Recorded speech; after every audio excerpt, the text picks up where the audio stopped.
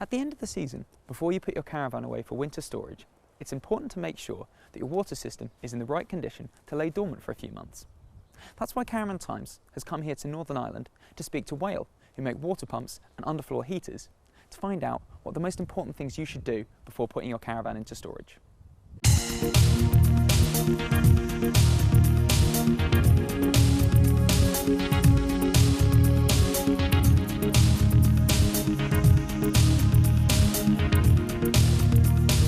So Aiden, what's the most important thing to do before putting your caravan into storage?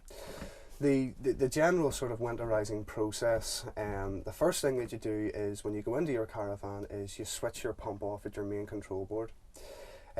What you then do is you need to get all your valves open, so you go with the taps first, hot and cold side on both. So if you have a single lever mixer, you go into the central position.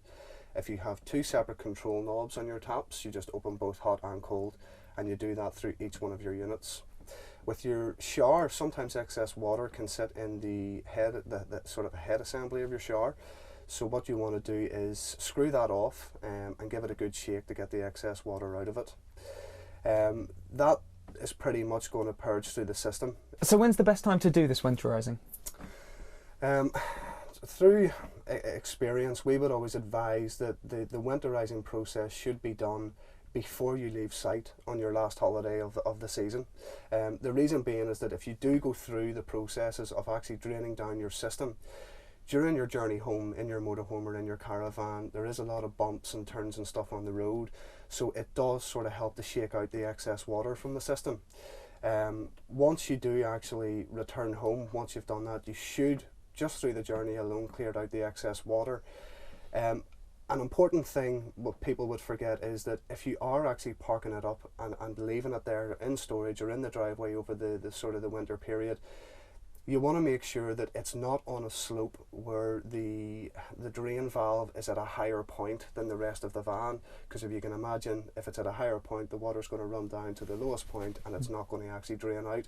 So we would always recommend, if possible, park on a slope, or sort of try and jack it up a bit so that your drain valve is at the lowest point of the van, so the excess water over a period of time can trickle down and filter out. And apart from the water system, what other advice can you offer for winterizing your caravan?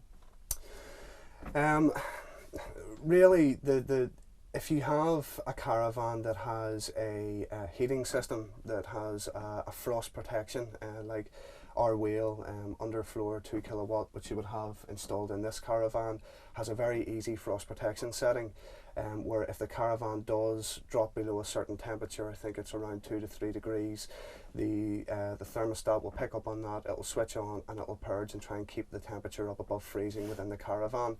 That way, if you've left any sort of pumps, any fittings, any filters in the caravan, it maintains a sort of temperature where they're not actually going to freeze up with any excess water in them. And what items should you take out of your caravan, store in your house?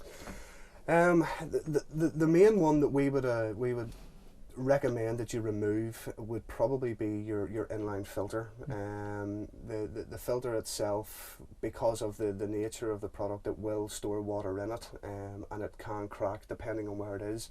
Filters are usually located underneath your sink units, up against the walls. It can get very cold in there because it's obviously an enclosed space as well, which the space heater doesn't have much of a chance to get at, so they can actually freeze up and crack. That's pretty much it as far as removing anything.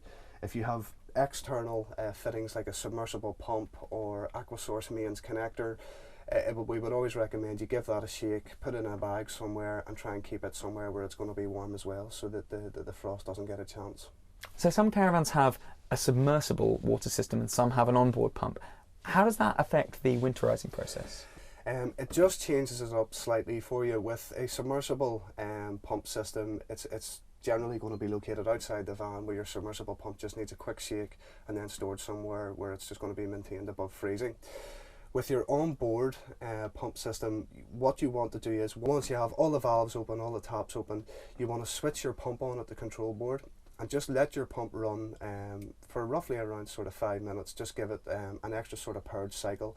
That way it'll clear the excess water out of the system.